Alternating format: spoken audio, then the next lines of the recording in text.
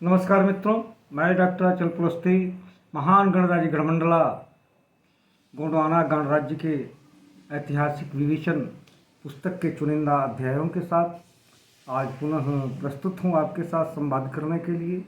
आज हम बात करेंगे गणमंडला गोंडवाना साम्राज्य के राजा शिवराज शाह की। शिवराज शाह को आदि पुरुष जो धानु पंडा हैं उनसे अगर जो जोड़ा जाए तो ये जो है 52वें राजा होते हैं। महारानी दुर्गावती के पराभव के पश्चात जो पराभव काल इस गणराज्य का आरंभ होता है उसके अनुसार अगर जो क्रमांक देखा जाए तो ये जो है 9वें राजा होते हैं।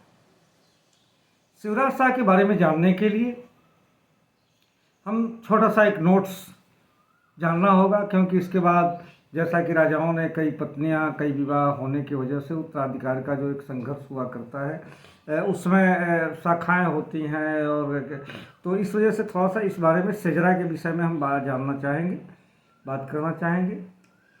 ये पंडित गणेश दत्त पाठक का रिफरेंस के साथ हम बात कर रहे हैं।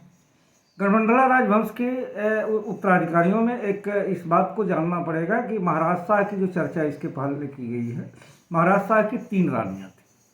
प्रथम विवाहिता पत्नी से पुत्र शिवराज शाह थे, दूसरी क्षत्रिय वंशी पत्नी से एक पुत्र धन सिंह था, और तीसरी उनकी एक प्रेमिका थी जो गोंडवंशी रानी थी। रानी का भी दर्जा उसे देते थे।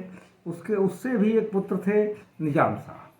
महाराज शाह के मरने के बाद जो पहली रानी जो पटरानी थी उनके पुत्र शिवराज शाह का राज तिलक हुआ। सौतेले भाई निजाम शाह को उनके सहायक के रूप में नियुक्त किया गया, राजकाज देखने में उसकी सहायता करने के लिए। आगे चलकर शिवराज शाह के पुत्र के असफल होने के बाद राज्य का उत्तराधिकार निजाम शाह के पास आता है। निजाम शाह आगे चलकर के एक बड़े सफल राजा गोंडवाना के, जैसा कि यादव राय, मदन शाह, महाराजा संग्राम शाह, दलपत शाह और आगे चलकर के हृदय शाह के बाद निजाम शाह का शासनकाल गोंडवाना के लिए एक तरह से रजत काल माना जाता है। यदि स्वर्ण काल हम संग्राम शाह को मानते हैं तो रजत काल हृदय शाह और निजाम शाह का भी होता है, हालांकि ये पराभव काल में हुआ था। शिवराज शाह का शासनकाल 7 वर्ष का रहा। 1742 से लेकर के 1749 इनका शासनकाल रहा। राजतिलक महाराज शाह के मृत्यु के पश्चात राजतिलक के समय बालाजी पेशवा ने शिवराज शाह को संभाजी और महंत की धोखेबाजी के प्रति सतर्क किया था। जैसा कि आप इसके पहले के स्टोरी में ये जान चुके हैं कि मराठा पेशवाओं के हमले में से मृत्यु हुई थी, तो इसलिए उनके पुत्र शिवराज शाह को राजगद्दी देते समय पेशवा ने उनको सतर्क कर दिया था कि संभाजी और महंत दोनों ये धोखेबाज हैं, दोनों विश्वास पात्र नहीं हैं, इनको जागीरदारी से हटा देना चाहिए।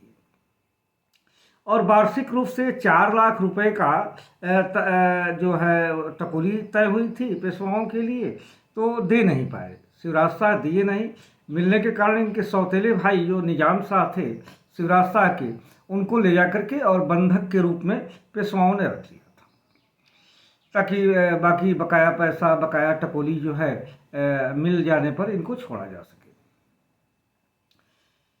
सामंत बीसा बलवंत राय के पास निजाम शाह को रखा गया था। शिवराज शाह ने 2-3 दिन में ही 1 लाख रुपया देकर के अपने भाई, सौतेले भाई निजाम शाह को छुड़ा लिया। मंडला आकर के शेष पैसे भी उनको भिजवा दिए, और निजाम शाह मंडला आकर के शिवराज शाह का सहयोग करने लगे। इस लड़ाई में मंडला का काफ़ी नुकसान हुआ था। पेशवा को लूट में हीरे जवाहरात के साथ हीरे जवाहरात, सोने चांदी के बाद जो है 4 लाख रुपया नकदी भी मिला था। शांति स्थापित करने के लिए शिवराज शाह और निजाम शाह शिकार खेलने गढ़ा गए। शांति से राज्य का चल रहा था, जो भी बचा था उसको लेकर के फिर ये शिकार खेलने गढ़ा जाते हैं। और जहाँ पर संभाजी मूंगा राव उस शिकार के दौरान मिल जाते हैं। मूंगा राव को कटार से मार करके पिता की हत्या का बदला निजाम शाह और शिवराज सिंह ले लेते हैं। अब राज्य में शांति के साथ शासन चलने लगता है। परंतु बार बार की लड़ाइयों से राज्य की जो आर्थिक स्थिति थी वो काफ़ी कमज़ोर हो चुकी थी। इस समय मराठा सफलता के शिखर पर थे। पेशवाओं का राज था। मराठा का मतलब उस समय पेशवाओं का शासन था। वो उधर दक्षिण, मध्य से दक्षिण तक उनका जो है एकाधिकार हो चुका था। मुगल साम्राज्य जो है उत्तर भारत में सिमट रहा था। तो अपनी नैतिकता ये सब मान लिए थे पेशवाओं ने कि हमें लूट पाट करना, देसी रियासतों का ध्वस्त करना, उनसे टकोली लेना, रिश्वत लेना, तो इसलिए ये बार बार ये सब करते रहते थे। राघोजी ने लाजीगढ़ के 6 किले लाफागढ़, बाकागढ़, सोटागढ़, दियागढ़, झंझनगढ़, करवागढ़ जबरदस्ती ले लिया था। राज्य बाकी काफ़ी कमज़ोर हो चुका था। इसलिए शिवराज शाह को मराठों के अत्याचार सहने के अलावा कोई विकल्प नहीं था। झंझावातों के बीच 1749 ईस्वी में 7 वर्ष शासन करने के बाद मात्र 32 वर्ष की आयु में शिवराज शाह की मृत्यु हो जाती है। शिवराज शाह का शासनकाल स्लीमैन और पाठक और आधुनिक शोधों में एक समान पाया गया है।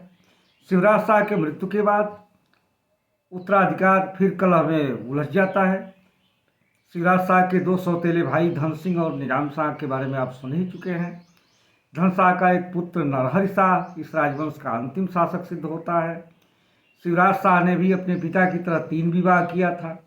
पहली रानी जो है विलास कुंवरी थी, जिन्हें पटरानी का दर्जा प्राप्त था, पर इसके साथ कोई संतान नहीं था। दूसरी विवाह एक नर्तकी से किया था, जिससे दुर्जन शाह नामक पुत्र उत्पन्न हुआ था। तीसरी मथुरा की राजपूत कन्या थी, जिससे मोहन सिंह नाम का एक पुत्र उत्पन्न हुआ था। शिवराज शाह के मृत्यु के बाद पटरानी विलास कुंवरी ने सत्ता का कंट्रोलिंग अपने हाथ में ले लिया और उन्होंने अपने प्रतिनिधि के रूप में अपने सौतेले बेटों को बारी बारी से सत्ता देती रहीं, पारिवारिक कलह में उलझाती रहीं, उलझता रहा और आजीवन जब तक ये जीवित रहीं सत्ता पर प्रभावी रहीं। इस बीच में दुर्जन सिंह, मोहन सिंह वगैरह की कहानियाँ हम अगले अंक में बताएंगे। बड़ी छोटी लेकिन बड़ा संघर्षपूर्ण शिवराज शाह बड़ा महत्वपूर्ण शासक रहे गोंडवाना की। और इसके बाद मैं पुनः विदा लेना चाहूँगा। ये इस बारे में विशेष रूप से जानने के लिए मेरी पुस्तक महान गणराज्य गढ़मंडला, जो आज अमेजन की बेस्ट सेलर बुक है, काफ़ी रिसर्चर शोधार्थी इसको ले रहे हैं और जिसको भी उत्सुकता है गोंडवाना के बारे में जानने के लिए सारे लोग पढ़ रहे हैं। स्नैपडील के बाद अमेजन पर भी है। नम्या प्रेस अमेजन स्नैपडील पर उपलब्ध है। इसका लिंक जो है बॉक्स में, डिस्क्रिप्शन बॉक्स में यूट्यूब के दिया हुआ है। आप इसे ले सकते हैं, लेना चाहिए, क्योंकि अगर जो गोंडवाना में रुचि है, गोंडवाना समुदाय से हैं या आदिवासी रिसर्च कर रहे हैं, तो ये किताब महत्वपूर्ण है। इसमें सारी घटनाएं रेफरेंस के साथ, प्रमाण के साथ दी हुई हैं। ऐसी पुस्तक अभी तक एक तरह से अभाव सा रहा है और इसलिए यह पुस्तक काफ़ी महत्वपूर्ण है समीक्षकों विचारकों के अनुसार, इतिहासकारों के अनुसार। बस जय हिंद, अब विदा लेता हूँ। जय जोहार, जय हिंद।